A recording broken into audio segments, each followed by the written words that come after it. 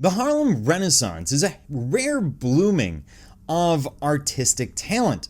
It happens primarily between 1919 and 1925 in Harlem, New York, and we're looking at it today because it's going to set up a lot of ideas that we see, especially with Kehinde Wiley moving forward. Now, African American painters, novelists, poets, authors, and musicians would join in this artistic outpouring, and this is really an organic development. This is kind of what a lot of cities are looking for when they try and create art colonies or art areas, but here it's happening on its own. No one's forcing this, and we're going to look at why in the coming minutes. Now, coming to New York during the migration to the north of roughly 1914 to 1925, they're looking for manufacturing jobs developing as a result of World War I. The U.S. starts out by really providing arms to either side, and then primarily to, of course, the English, the French, etc. But most of what we're doing is just producing manufacturing until the U.S. gets into the war. Those manufacturing jobs are primarily happening in the north, in places like Milwaukee, Chicago, and Gary, Indiana, Detroit, Michigan, but also to the east. New York, Boston, etc. And this is attracting people who need jobs, artists who need jobs, because then as now, oftentimes they look at things from a rather pragmatic view. They go, hey, we need to be able to feed our families, and so I need to find the job. And this is the opportunity. There is some controversy as some see the Harlem Renaissance as somewhat isolationist or conventional. We're going to stay away from that today and focus on what it was. Now, the Harlem Renaissance does explore a lot of ideas of folklore and the daily experience of the African American community, which is not a very positive experience. Of course, we are well before the Civil Rights Movement. We see regular lynchings and violence. So you're going to see some dark themes in these pieces. Not always, but they're generally there somewhere. The art tends to celebrate the history and culture of the African American community, not only through art, but of course through poetry, literature, song, dance, and many other forms.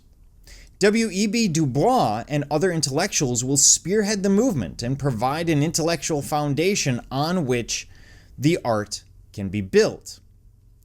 So let's start, as we always do, with some questions. First of all, why Harlem? Why not another city or a city in the South with a greater African American population? Also, how does a small gathering of artists and intellectuals come to change the American artistic and social landscape? And finally, how are these diverse artists playing off of and building on one another? My goal is to ultimately expose you to some ideas of the Harlem Renaissance. Of course, we're not going to cover everything here. That would be a much longer course. But I want to look at its long-term impacts, especially as involve dance, visual art, and music.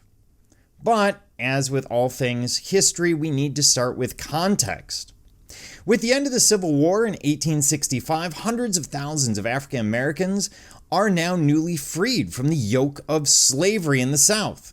And they begin to dream of fuller participation in American society. We're all familiar with this part of history, this idea of the freedom that comes out. And of course, we're not providing jobs training or anything else. We're basically going, congratulations, you're free, move on.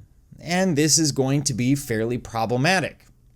Unfortunately, by the late 1870s, the dream was largely dead, as white supremacy will quickly develop in the Reconstruction South.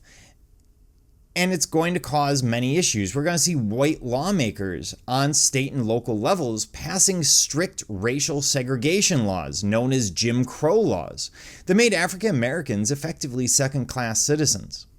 While a small number of African Americans were able to become landowners, most will be exploited as sharecroppers, a system designed to keep them poor and powerless. Effectively, just like we see under the feudal system, they are paying food rent to use the land If, however, the food rent is insufficient, the crop fails, etc., you could end up in a situation where you're effectively kicked off the land, which means you have no way of supporting yourself, of taking care of your family. This is a huge problem.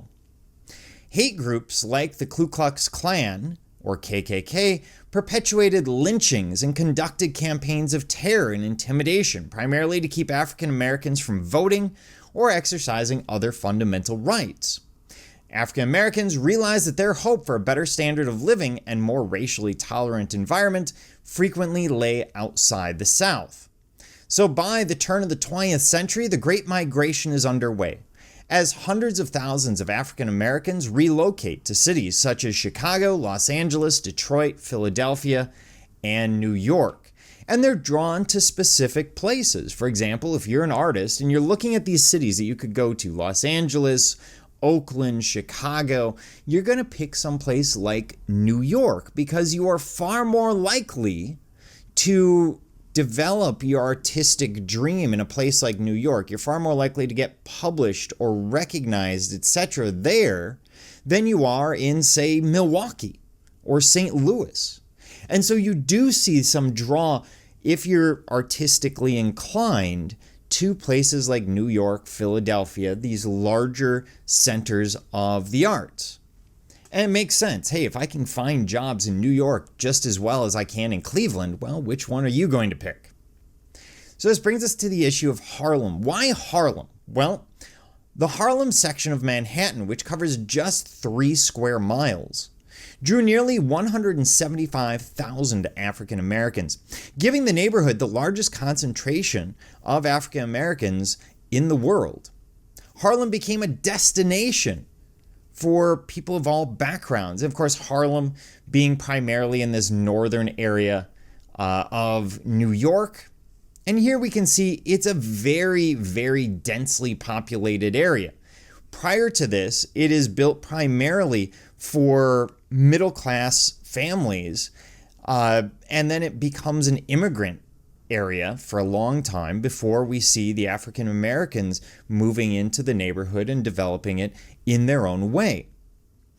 And they shared common experiences of slavery, emancipation, but also racial oppression and, well, a determination to forge a new identity as a free people.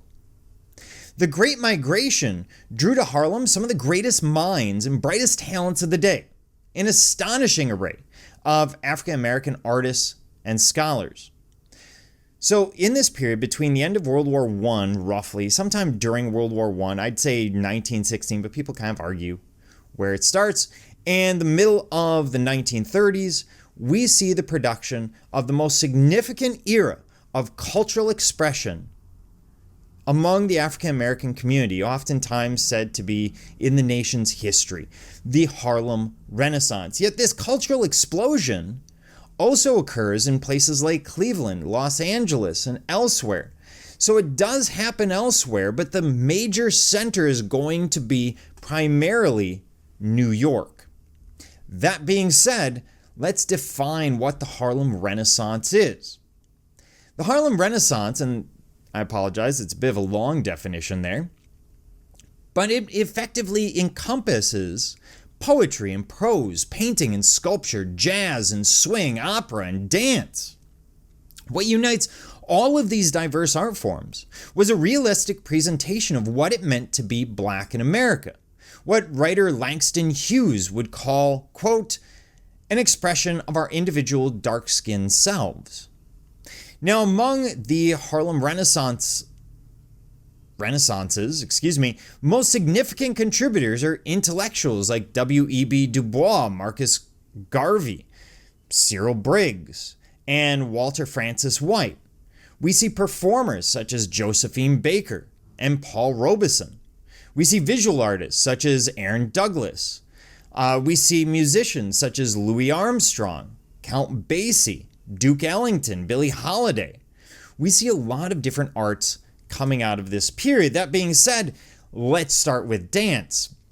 And dance to them is going to be particularly important. This is social dance. You can see I've incorporated GIFs once again in my incredible technological skill. But social dance is really particularly important. It will help African Americans escape from the harsh economic realities that they face at their often monotonous jobs, where they are often taken advantage of. And this sort of escapism is still there today. We use television or movies or whatever else to do exactly the same thing, to try and get out of things. But dance is going to be the primary form for them to escape from their lives, as well as music, as we'll see later on. To counter the economic problems that many African Americans face, they would have rent parties filled with music and dance, in which guests paid a fee, fairly low, and these were often held to help pay for the monthly rent. We also see the development of the Savoy Ballroom located in Harlem, which is also a place where many people, no matter what race, would go to dance. And when you have all these people dancing, of course, you're going to see the development of new styles and new ideas. And one of the newer ideas at the time is going to be swing dance. And swing is not in and of itself an African American form. However, the Lindy Hop will be developed during the Harlem Renaissance.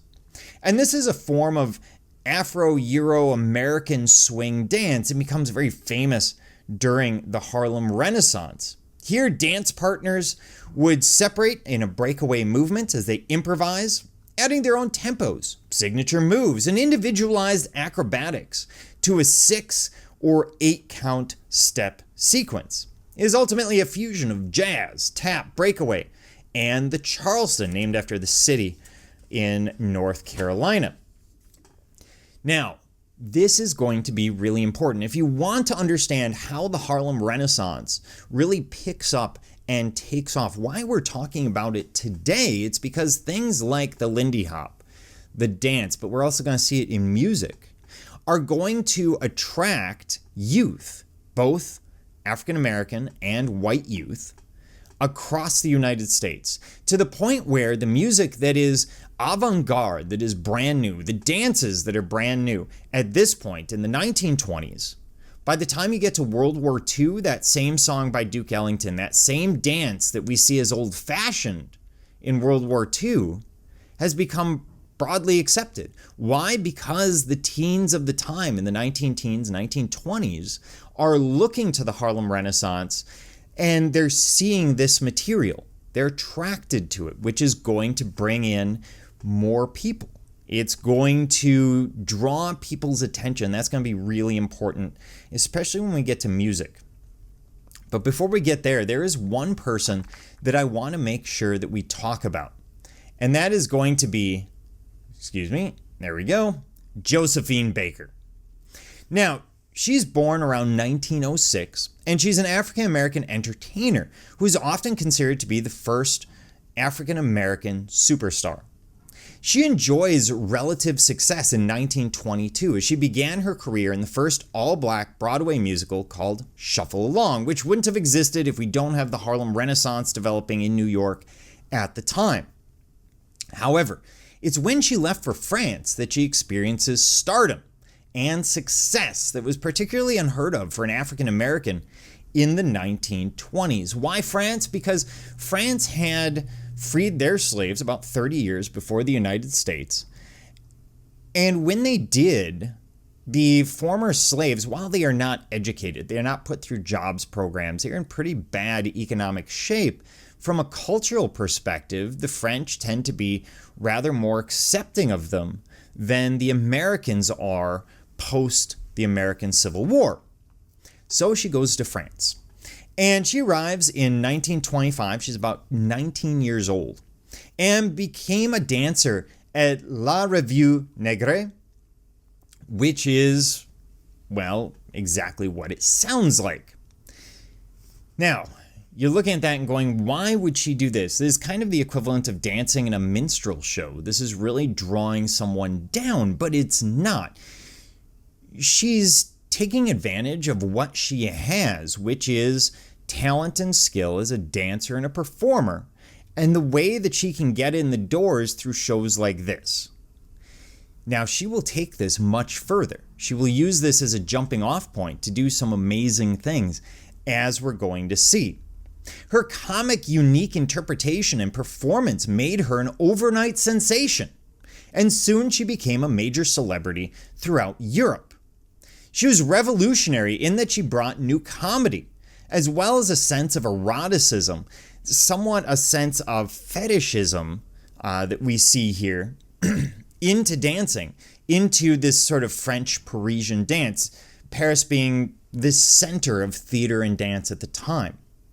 Her moves were in direct contrast to the accepted classical lines of Western dance, which were based primarily on ideas of ballet. Her performance later on at Un Vent de Folie in 1927 would cause a sensation in Paris. Now, she would dance in a costume consisting, as we see, of a girdle made up of bananas. This becomes a very symbolic, very iconic image. And again, she's playing the parts that she needs to do something greater. Sometimes it is necessary to accept the way society is, or at least appear to do so that we can push things a little bit further. And that's very much what she's doing. Now, the French will look at her and say this dance is very different. It seems to be bringing in African roots. They would term them primitive, but it seems to be bringing in African roots, etc. And this is going to make her stand out. She will be celebrated by all of the great artists and intellectuals of the era, with various circles dubbing her the Black Pearl, the Bronze Venus, as well as the Creole Goddess. Now, interestingly, she begins, when she comes back to the United States, she will begin by refusing to perform for any segregated audience and demands equal treatment as an entertainment at all elite venues. Specifically, when she travels to the United States, you don't see a lot of segregation happening in France in this interwar period, the period between World War I and World War II, when we're looking at Josephine Baker. Although it was her captivating dance that thrust her into the spotlight. It was her unapologetic embodiment of Black femininity and a strong sense of identity that cemented her as an iconic figure, not just in dance, but across many exploits. And what I want to do is I actually want to look at her beyond the stage as well, because she's a really remarkable figure. Her legacy extends beyond her contribution to the arts, and she can be credited with helping to radically redefine racial barriers and gender relations at the time through her dancing, her time in the French Resistance during World War II, and through her impact on the civil rights movement in the United States. Josephine Baker had a distinctive openness in her performances that connected specifically with queer audiences at the time. Apologize, I got ahead of myself there. What she's doing is she's challenging what is considered acceptable in terms of public displays of eroticism and sexuality or sensuality, decades before we see any kind of gay rights movement. She will dress as a male on a regular basis. She will dance in ways, she will present herself in ways that make people question her sexuality. And at the time, in the 1920s, this is not something that people tend to be open about. So the gay community really latches on to this. She becomes one of these sort of symbols of the queer community, of the gay community, not just in France, but in the United States as well, because she's constantly crossing those lines, those barriers that are created when we look at gender roles. Now, beyond that, she also will become, well, a member of the French Resistance. Her infamy soon becomes her greatest asset, as her café society status allows for her to socialize with German ministers, high-ranking Japanese officials, and Italian bureaucrats, who are all coming to Paris, because once the Germans take Paris, everyone wants to go to Paris. All of the people on the Axis side. And so they do. And one of the people they want to meet while they're there is going to be Josephine Baker. She's very famous at the time. She's well known. While secretly she would meet with these people and then gather intelligence for the French resistance, sometimes stealing documents. It is still unclear her entire role, but we know she's doing a great deal for the French resistance, for the Allied powers. Now, she also writes several articles about segregation and gave a talk at a historically black college in Tennessee where she discussed the differences in treatment of race in the United States versus her adopted Europe. And this is going to be a key issue. She's involved in the civil rights movement after World War II in the United States. She's going to be the only female speaker at the I Have a Dream speeches in Washington, D.C. And what she's doing is she's coming back with the same ideas that many African-American GIs come back with, which is they've been to Europe where they saw that there wasn't segregation in France and Belgium and England. It just wasn't that big of an issue. And so they come back with these ideas that they give to their children that then become the civil rights movement. And she is continuing on. You know, she's not dancing at the time, but she's still very, very well known. And so her words will carry weight. Her experience in France and the freedom she was afforded there hugely influenced her perspective on race relations. And it was this mindset that drove her to become an increasingly outspoken activist. Now, leaving aside Josephine Baker for a moment, I want to move on to visual arts. So we're going to be looking at paintings primarily here by a number of artists. Now, in the visual arts, artists tended to portray African American life, taking agency over the portrayal of their own people.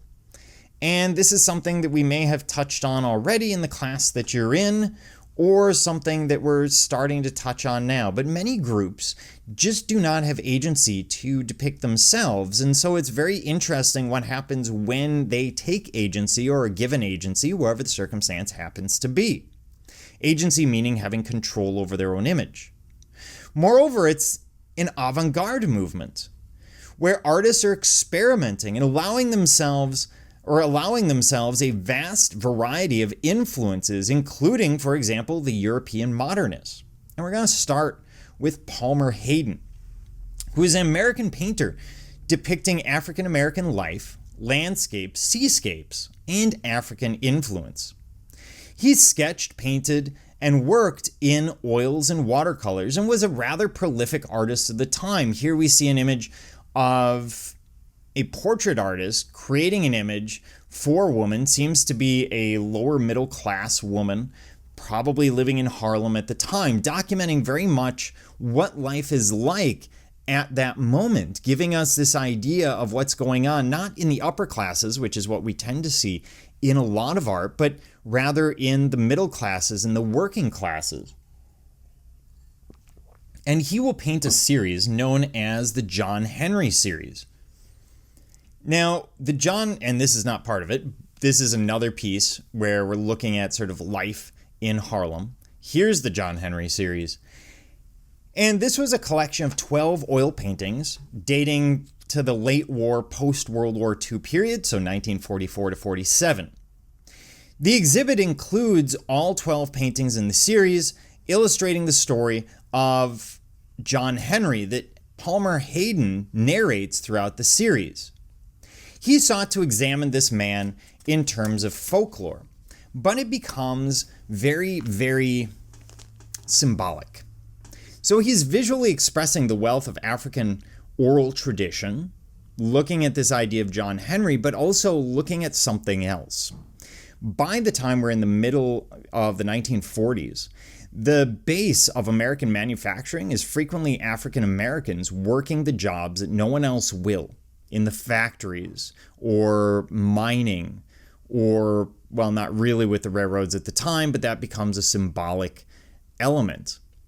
And what we see is this idea of John Henry giving everything, sacrificing everything, and never really being able to see the fruit of his labor, dying for his fellow man.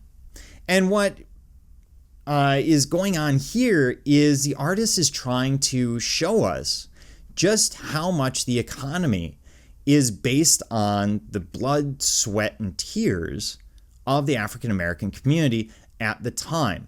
Basically, this idea that, hey, if we stopped working, everything stops working. Now, he's not calling for a general strike. Everyone at the time would have been well aware that that's not going to end well for anyone. That being said, he is trying to call attention to this idea. So he's focusing on industrial society's reliance on African American labor throughout the series, not just the death of John Henry, which is the one you're looking at, but throughout the rest of it as well.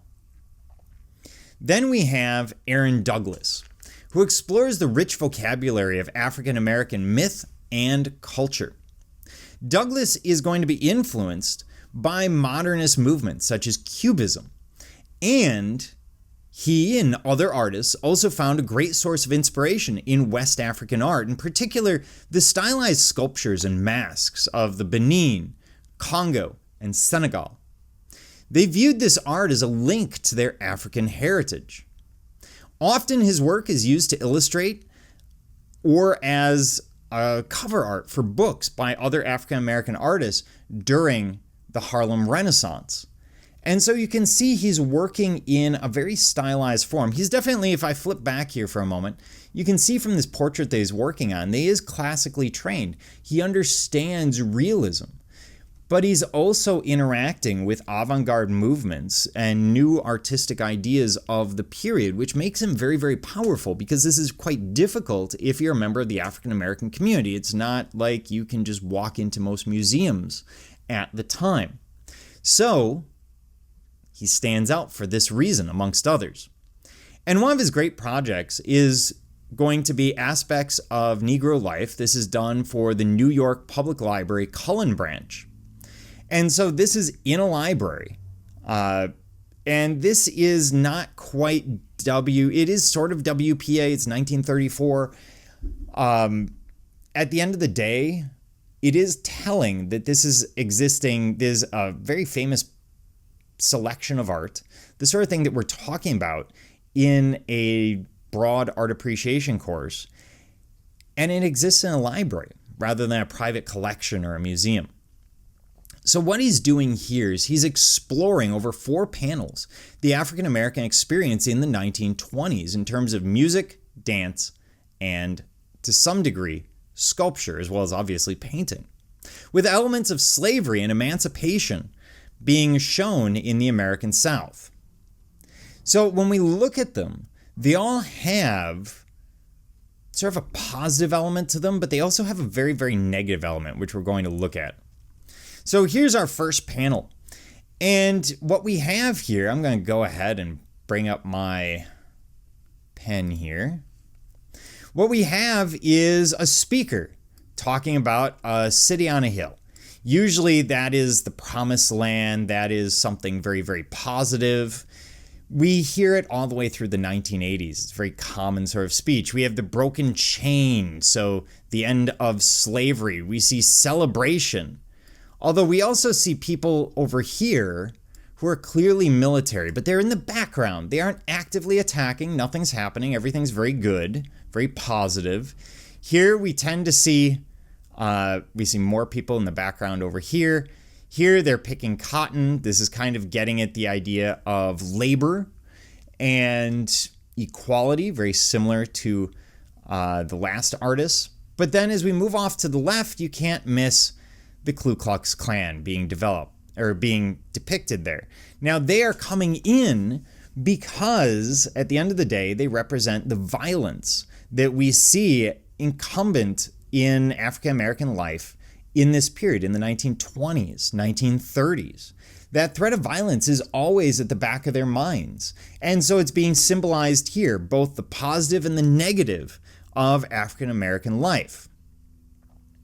And if we move along to the next one, we can do much the same. And so what we're seeing here is we have a man with a saxophone. We see the circles coming off of it, giving us a sense of an aura, a positive thing coming off of this saxophone. Before him, we have the Statue of Liberty. We have these great buildings. So clearly this is New York or somewhere along those lines, but things get a little bit darker. As you move back into the painting, you'll notice this ghost-like hand that seems to be reaching out. You'll notice that he's standing on a gear, and the man behind him seems to be running up the gear for more of these hands. And they are surrounded by symbols of manufacturing.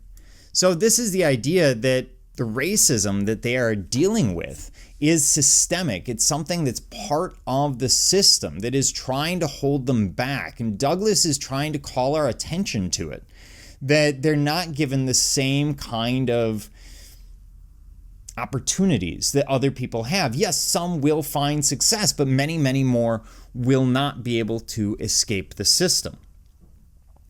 Then the third panel, we see dance, we see innocence, we see sort of the base African culture as Douglas sees it. So we have this sort of God figure in the center.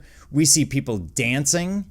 Clearly, these are all Africans who are dancing, drumming, celebrating. There isn't really a dark element to this one, although you have to kind of wonder, because this gentleman, there's a couple of gentlemen right over here who seem to be looking away at something else as if they see or sense danger incoming while everyone else continues to celebrate.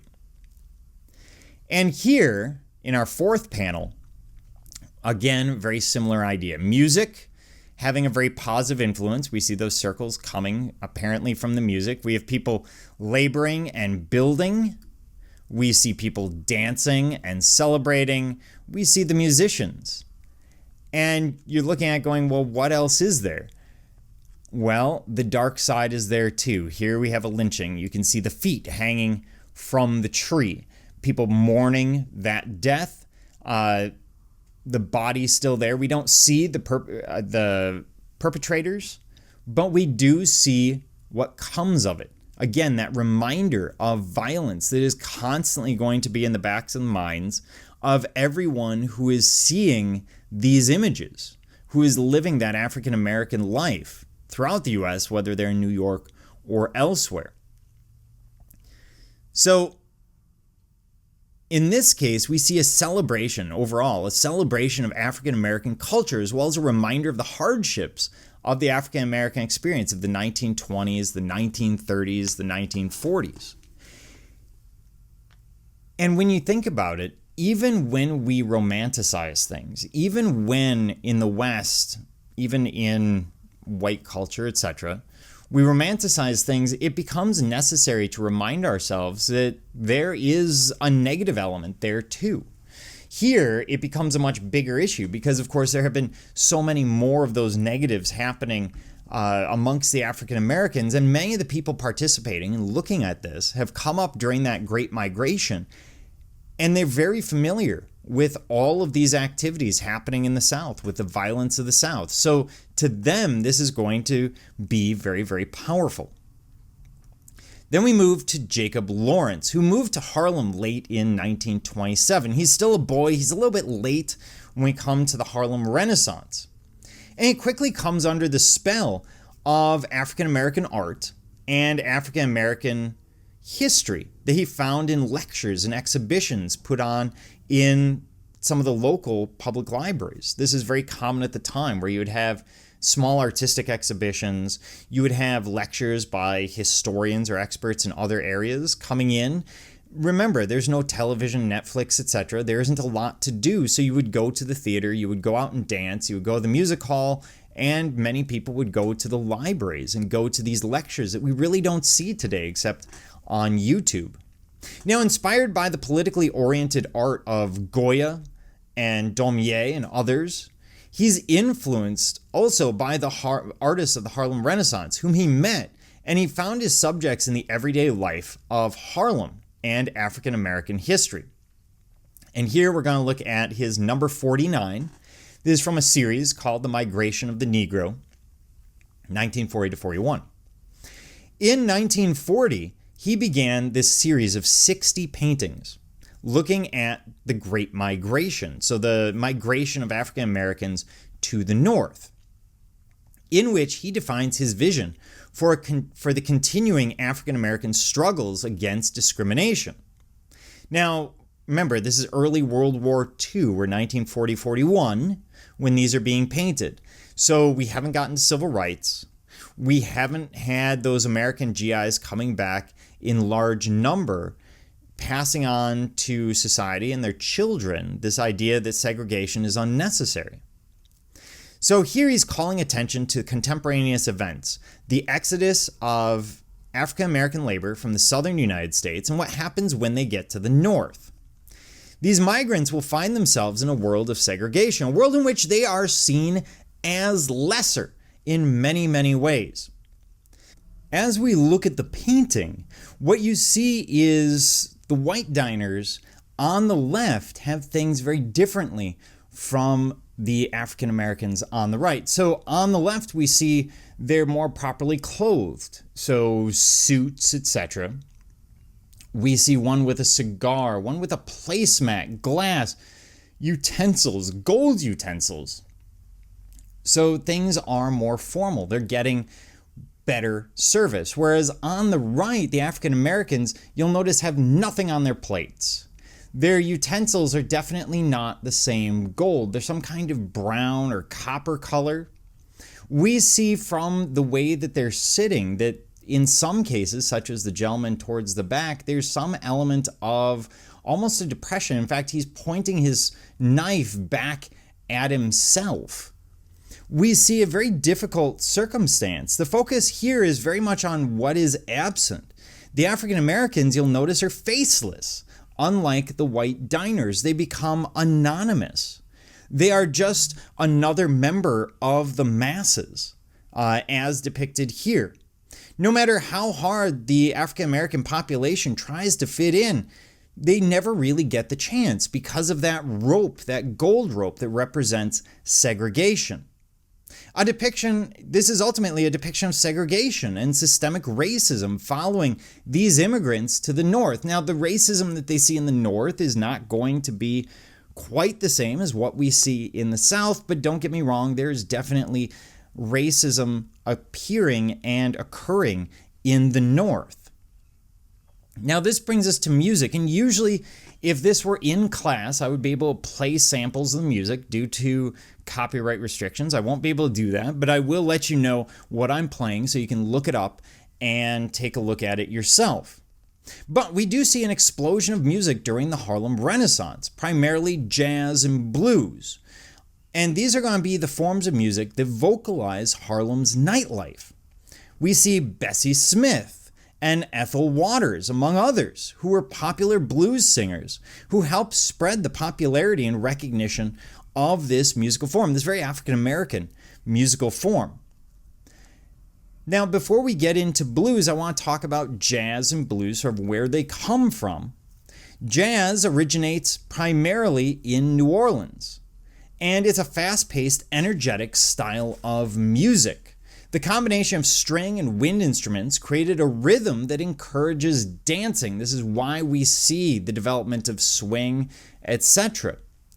The mentality behind jazz was that it allowed the musician to improvise and create his own rhythm. Oftentimes, if you look at New Orleans jazz, we'll see a back line that really keeps a solid rhythm, whereas the front line, literally the musicians in the front with things like horns, etc., are going to be able to improvise and go off on their own before coming back for the chorus. And this very individual form that we see in jazz is going to be characteristic of a lot of the music in the period. The Harlem Renaissance, of course, is about giving a voice to the experience of African Americans, and nothing gave expression to African American experience better than jazz. It's, of course, born of the Black and African American experience primarily in New Orleans, and moves from there very much with this Great Migration. We'll see centers of jazz in St. Louis, but also in New York. And what we're seeing in jazz is a fusion between African and European musical traditions. It evolves from slave songs, spirituals, religious African American folk songs, blues, brass band music, and ragtime, kind of mixing all of these ideas. More than any other form, jazz has been intimately linked with legal and social equality for all, primarily African Americans. Some of the most well-known jazz musicians during this time period are going to be people such as Duke Ellington, Cab Calloway, Louis Armstrong, and Miles Davis. And we're going to focus on Duke Ellington. Now, in 1917, he creates his first band, Duke's Serenaders, which played dance halls throughout Washington, D.C. The band became so popular that in 1923, he moves the band to New York and renames it the Washingtonians. Ellington arrived in New York just when jazz emerged as a dominant musical style of the Harlem Renaissance. Makes a lot of sense. We have a lot of people coming up from New Orleans. We have a musical form that reflects many of the ideas of the African American experience. And so it makes sense that this is going to become very, very popular. So, sensing the change in musical style and taste attracted to the Washingtonians some of the greatest jazz musicians in the country, including Bubler Miley, Trick Sam Nanton, Harry Carney, and Johnny Hodges. He also wrote music that would fit each of their styles. By 1927, they're playing regularly at prominent Harlem night spots, including Club Kentucky, the Exclusive Club, the Plantation Club, and famously, the Cotton Club. Now, the Cotton Club engagement is going to be particularly important because it leads to the band getting a weekly radio program, bringing Duke Ellington's sound to the entire country. Now, up until this point, and this is really important, up until this point, if you want to see jazz, if you wanted to hear jazz, you wanted to see the performance, you wanted to experience it, you really had to go to a predominantly African American area to hear it. And there's lots and lots of rural and, say, Midwestern, urban, and people who are just not in these areas, youth who would be interested. When the Cotton Club gig leads to Duke Ellington appearing on the radio by 1931, that all changes. Because suddenly, instead of having to go to a club and people would know that I'm going to see this African American music, and we would have the racism inherent in those sorts of statements coming out, what you have is a situation where the music is coming into your home. Suddenly, that teenager who's interested in this new form called jazz can participate in it, can listen to it, can enjoy it.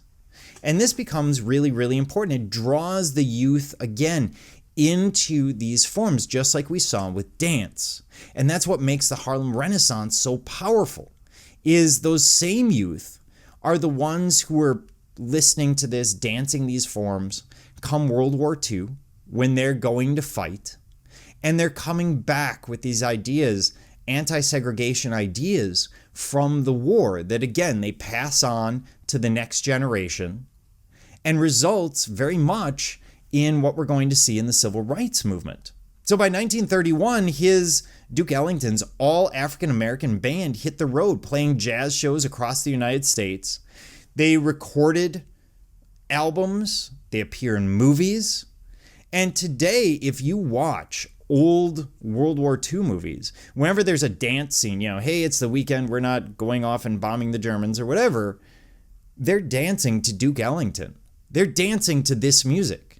So in a 20-year span, it goes from avant-garde, no one really knows this form except for the African American community, to being so common that everyone's listening to it in Europe during World War II, the American GIs. It would be incredibly common. And that is a huge transition that we're seeing. Now, usually I would be playing something by Duke Ellington. I recommend that you go out and find some Duke Ellington online. Usually I show it doesn't mean a thing if it ain't got that swing. And you can go and look this up and find the music. And I recommend you sit there and you watch one of these original performances, the one I show from 1943, because you can see people standing up, improvising, doing things that we wouldn't expect in a lot of musical forms before this time, before jazz. Now, we also have to talk about blues. Blues is basically narrative music, typically one instrument, one voice, and it doesn't always have to be depressing. It just has to get at the experience of the singer. In a lot of ways, modern American country music is based on blues, amongst other forms that we will see. So, blues is based in the African American tradition, again in New Orleans, and it comes up the Mississippi, eventually coming to New York and elsewhere. And it's a musical form that developed in this post-war period in the South and migrated to New York, post-war, the post-Civil War period. And it has a steady melodic instrumental accompanied by lyrics that held intense personal and emotional elements. The instrument always takes a back seat to the voice, and we've all been to shows where you can hear the instrument, but the voice gets lost, and that's really the opposite of what we would see in the blues. We see improvisation, syncopation, steady beat, and very unique tone colors, unusual instruments sometimes. Vocal blues have a poetic form of two rhythmic lines and then repeating the first line, very much like poetry. The accompanying instrument will often try and imitate the emotion of the singer, and was intended to express Black struggles and experiences in this post-Civil War period.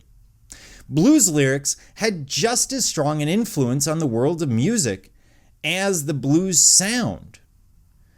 So when we look at blues, we get country blues, which of course will give us country music. We get urban blues, which is kind of what we're looking at here, which gives us ultimately rock and roll. And you can see how they swap ideas back and forth over time. But between these two forms, almost every form of music that you would be listening to today is based in one of them, either blues or jazz, which draws them back to the Harlem Renaissance, back to New Orleans in that post-Civil War period. So, folk songs of the 19th century were sentimental, tended to be nostalgic, but the blues introduced a heavily personal tone. In fact, most blues artists interjected their songs with the sound of heartbreak and hardship that characterized this period of the Harlem Renaissance for so many people. One of the great blues singers of the time is Bessie Smith. Now, many early blues singers, such as Bessie Smith, were women with a background in gospel music and spirituals.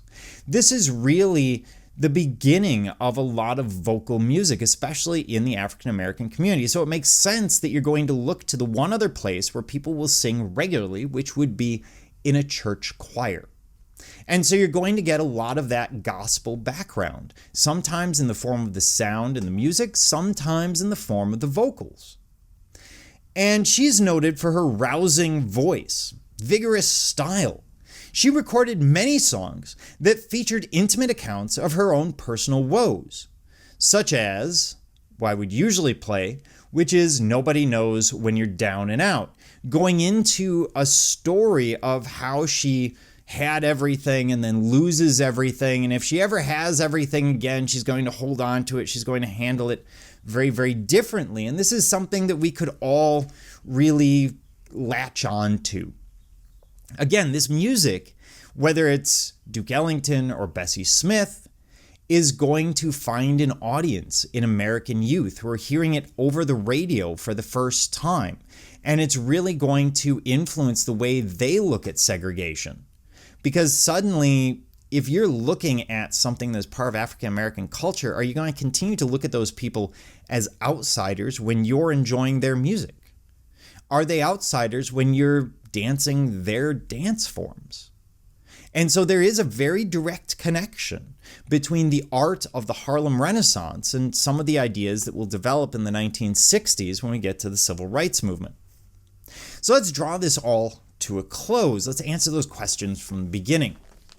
Why Harlem? Why not another city or a city in the South with a greater African American population? Well, first of all, in the South, you have that inherent racism, the Jim Crow laws, etc., which would prevent anyone from actually publishing the material, from putting out the records, from agreeing to display the artwork.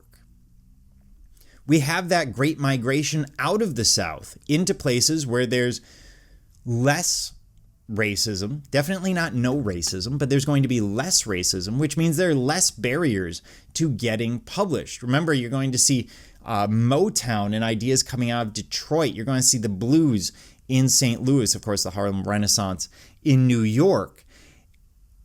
And that's the important element here is none of this could have happened in the South because no one would have represented them. No one would have put the material out there. It's only when they get to the North where they can at least have a fighting chance of getting their material out.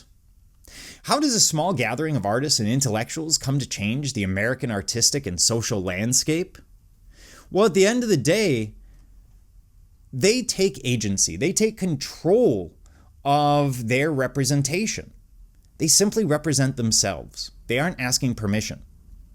And they aren't really asking forgiveness. So we have that element of agency. They're putting themselves out there. As a result, much of the work that's done, especially in dance and music, as we've seen, will find acceptance, especially among youth of the time, the 1920s and 30s.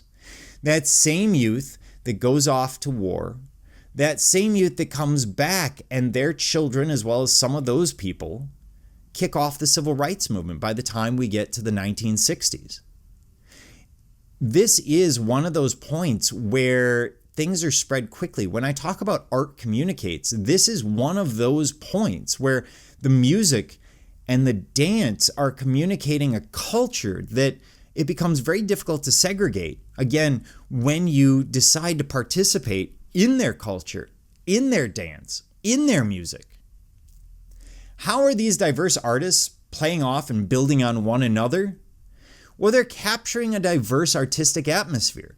Artists are capturing dance and music. Poets and writers are using artists for illustrations. They're working back and forth. Because you have so many in one place, it becomes very, very easy. And the result is art that becomes all-encompassing. So instead of, hey, here's a bunch of painters in Florence, Italy at a time, or painters and sculptors, here we're also looking at musicians, dancers, and intellectuals, other authors. We're looking at a selection of people that by working together, by sharing ideas back and forth, interdisciplinary between the different art forms, they create something far more powerful than any one of them could have independently. They can develop far greater ideas. They can stand on the shoulders of giants and then continue to discuss amongst themselves how to continue to improve their art forms. The result is something truly spectacular and often overlooked in American history.